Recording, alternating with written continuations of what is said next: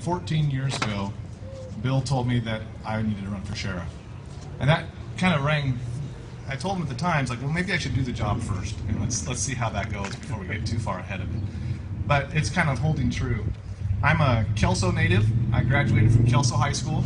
I went on to graduate from Lower Columbia College and ended up going to Evergreen State College and then on to Portland State University. I've been pretty active in our community. I've raised my family here. I've coached youth sports and mentored kids for the last 17 years. I'm on the board of directors at the Cowlitz County Historical Museum, and I'm the president of the Washington State Search and Rescue Coordinators Association. So those are the things I do in my spare time. Really, the reason I'm running for sheriff is because it's time for a fresh perspective at the sheriff's office. We need a sheriff's office that's more innovative. We need to be more proactive. We have the we are number one per capita in the state for registered sex offenders in our county. Yet we have no type of task force or anything to deal with that. We have a drug problem, and we have a drug task force. We have some major crime issues that deal with SWAT teams. So we have basically a county-wide SWAT team. But we have nothing that's going against these sex crimes that are happening in our county. And we need to start looking at more innovative ways of working, such as having a major crimes unit within the county that goes after that type of thing.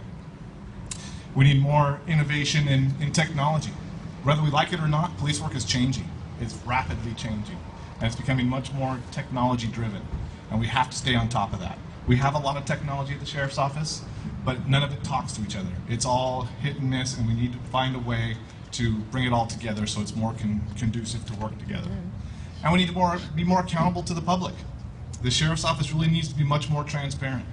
We have to be able to, we are entrusted with hundreds of thousands of dollars worth of equipment, and the public needs to know what we're doing with that.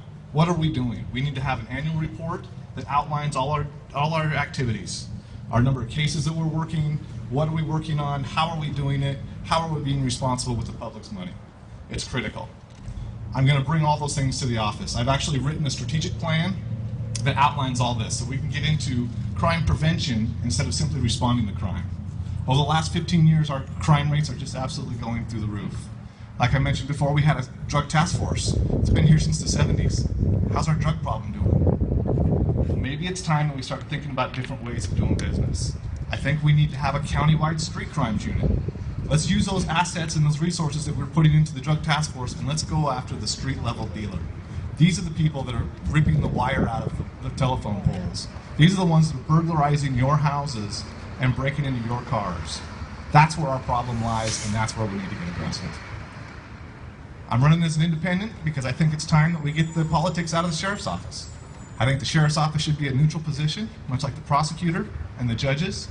I think we should all be neutral. I don't think there should be politics involved in it. And that's why I'm running as independent. Thank you very much.